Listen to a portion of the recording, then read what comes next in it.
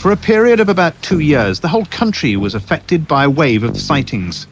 They'd been seen by witnesses, the police, and by local radar stations. The Belgian army was forced to take the claims seriously. They allowed their F-16 fighter aircraft to be involved in trying to intercept these UFOs.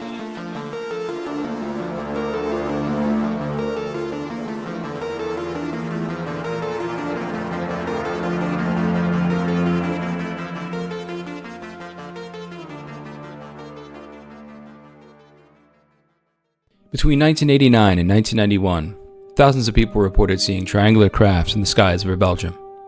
The sightings began on November 29, 1989, just outside of Eupen, Belgium, when 2 Belgian gendarmes, or military police, observed a large triangular craft flying low over their patrol car. One of the gendarmes was later interviewed and described what he saw that night. "We saw a field near the road that was all lit up. It was like lights on a huge football field. We thought it was strange and we wanted to know what was causing those lights, so we pulled over to the side of the road. There was a huge triangular platform, and underneath it, strong headlights, and in the middle was this blinking, pulsating orange light. The whole thing was floating in the air." As the object continued to move toward Eupen, the 2 gendarmes followed it and called the dispatcher there to describe what they were seeing. A short time later, the dispatcher in Eupen began to see a strange light from his office window. He's quoted as saying, "Off in the distance, I could see something bright, but I didn't know what it was. Suddenly I saw something that looked like a laser beam shoot out of the light and then come back to the light." According to the 2 gendarmes, the object began to shoot laser beams from each side. Then a ball came down in between them, as if it was measuring something. They continued to watch the object hover in the distance for about 30 minutes. Then suddenly, a second object appeared. Shortly after the second object appeared, they both flew away. The dispatcher in Eupen contacted 4 local airports, and none of them reported any unusual activity on their radar. 2 other gendarmes reported seeing one of these objects in the village of Le Calamine, 8 miles north of Eupen. They observed it for some time, then they reported that it turned into a single beam of light, then disappeared.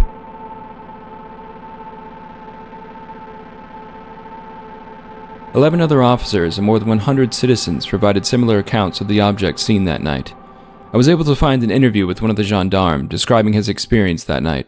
Et lorsqu'on est arrivé sur l'autoroute, j'ai dit, regardez, voilà un Boeing qui atterrit à Bierzet. On voyait très nettement, on supposait sa masse sombre, et on voyait très nettement les feux d'atterrissage. Et puis alors, un peu plus loin, elle m'a dit, ça ne bouge pas, ton histoire. Hein? Ton avion ne bouge plus. Non, j'ai dit, ce truc-là ne bouge pas. Et moi, je me suis dit, tiens, c'était étrange. Et le bonhomme, en ayant vu ces feux, a dit, mais je te l'avais dit, c'est l'OVNI. Belgian authorities decided to partner with the organization SOBEPS. Translated into English, SOBEPS stands for the Belgian Society for the Study of Spatial Phenomena. SOBEPS help coordinate reports and set up procedure for dealing with future sightings. En Belgique, quand on pense avoir vu un ovni, on contacte la SOBEPS, la Société belge d'études des phénomènes spatiaux. Je crois qu'il y a près de 12, entre 1000 et 1200 rapports d'enquête ici. Ça, c'est uniquement lors de la vague. Oui, ce sont tous des cas qui ont fait l'objet d'une enquête sur le terrain. De 89 à 91. 89 à 91. Ici, on est bénévole, structuré et sérieux. Un peu à l'image de Lucien Clairbeau, le fondateur de la société. Ce commerçant de timbres de 48 ans n'en fait ni une science, ni une religion. Depuis 1971, les enquêteurs formés par la SOBEPS ont mené plus de 1200 enquêtes. Il y a beaucoup d'observations dans le monde, mais une telle masse d'observations rapprochées ici, portant bien sur des objets et pas sur quelques vagues petites lumières vues de loin, font qu'il faut tout de même bouger et essayer de faire le maximum pour en avoir des images. Des milliers de personnes peuvent avoir vu. Nous connaissons à peu près 5000 témoins. Disons que nous avons 2500 cas. Nous avons essayé de solliciter les autorités, le ministre Com, le ministre de la Défense. Shortly after the Belgian authorities partnered with SOBEPS, the next wave of sightings occurred.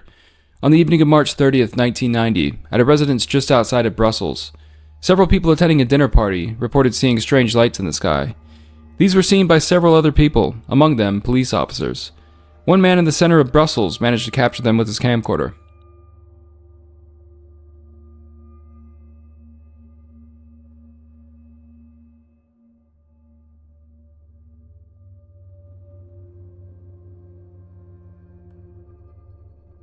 A NATO tracking station detected an object on their radar at the exact location where this unidentified flying object had been reported. Officials from the NATO station reached out to several other radar stations, who all confirmed they picked up the same object at the same location.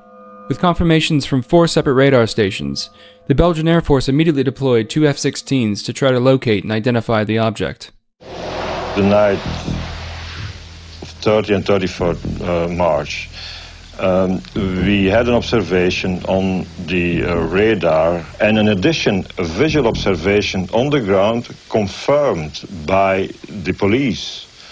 We decided to send 2 airplanes in the air around midnight.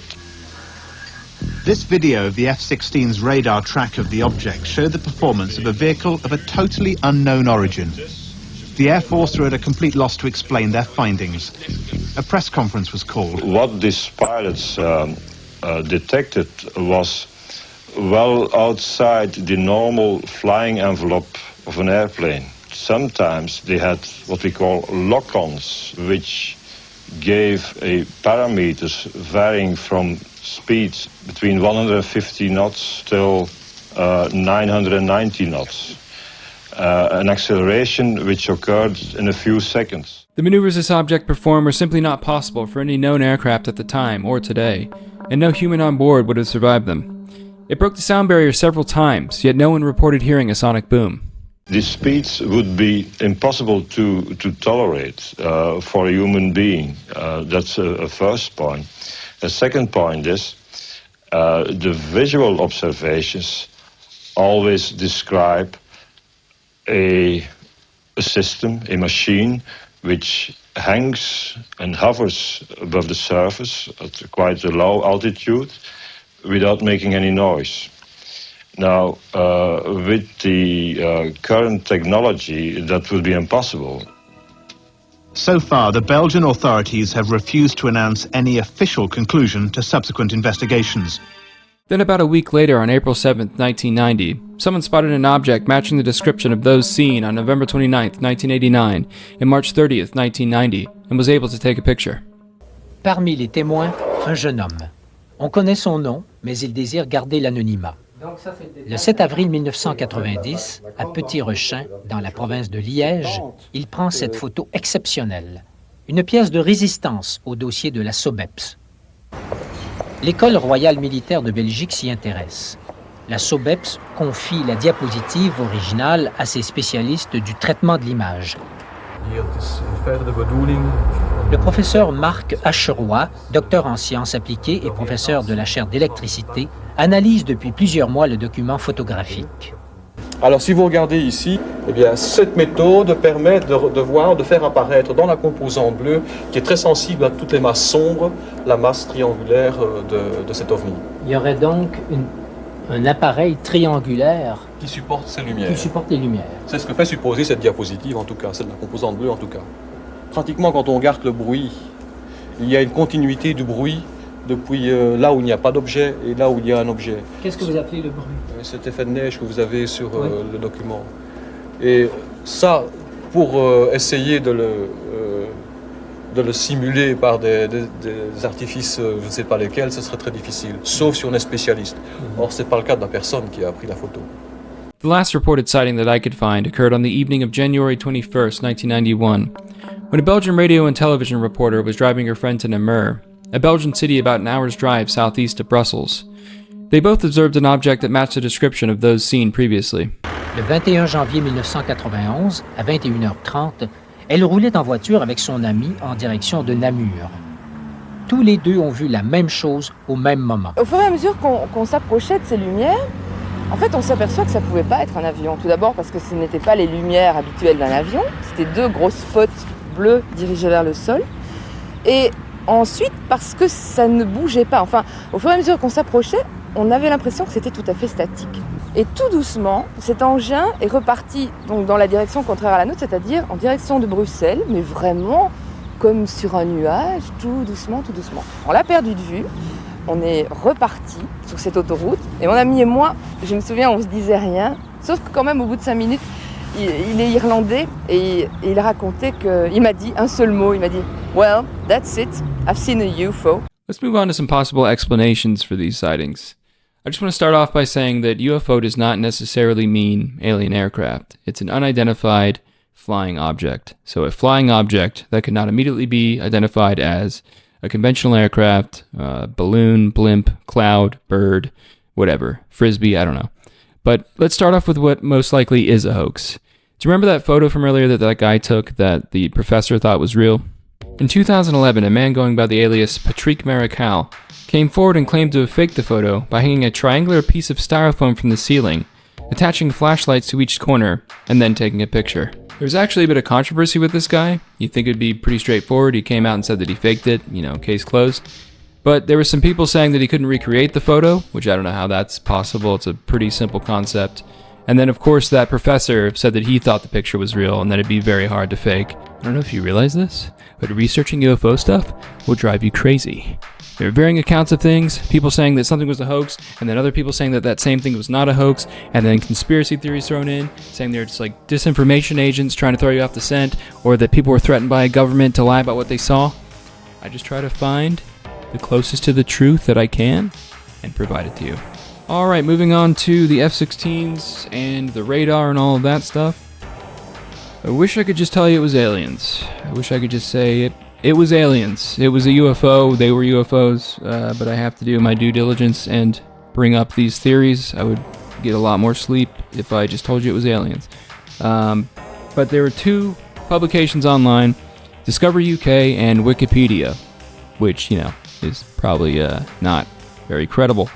But they said that the two pilots were locking onto each other's F-16s, thus causing what they were picking up to look like it was doing like crazy maneuvers because it was closer than they thought. The problem with that is I had to look up F-16 radar stuff. I had to look up videos like explaining F-16 radar. They do indicate distance from the pilot. Like you do get an indication of how far away this object that you're seeing is. So they would have known if they were locking onto each other's planes.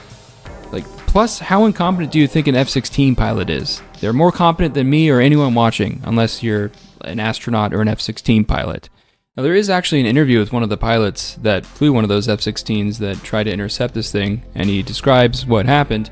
And I would include it, but this is actually the second time I'm uploading this video. The first time I did include it, and it was claimed and blocked, and I was wondering why I was getting 4 views instead of like 6. And I looked and yeah, it was blocked due to copyright. So look up the documentary Riddle in the Skies. It'll be in there. Now, moving on.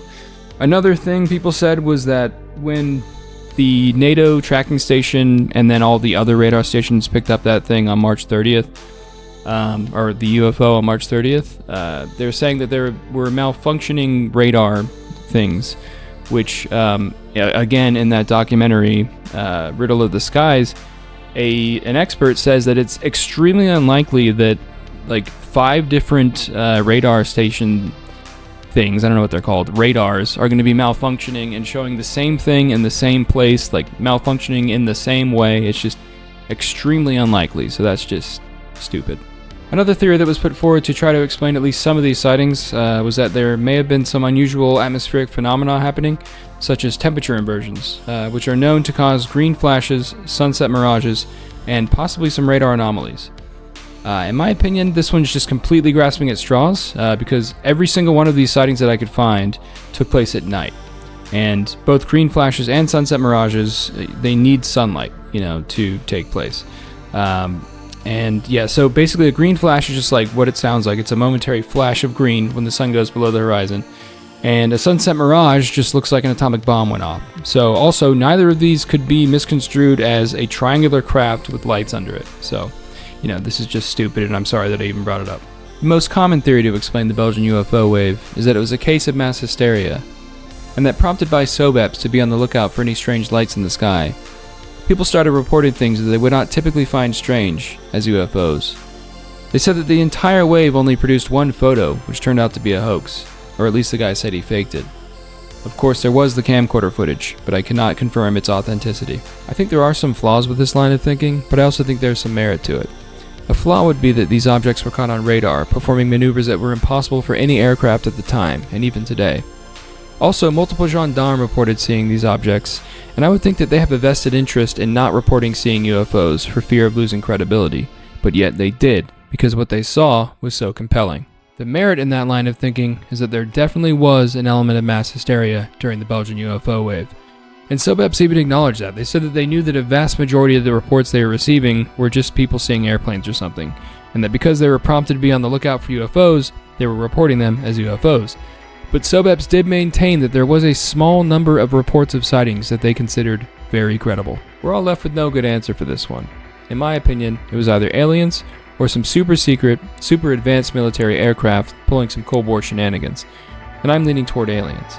We obviously don't know for sure, but this is the only time I've ever heard of a nation's air force scrambling fighter jets to go intercept a UFO. And that's why I consider the Belgian UFO wave to be the most credible wave of UFO sightings in history. Thanks for watching.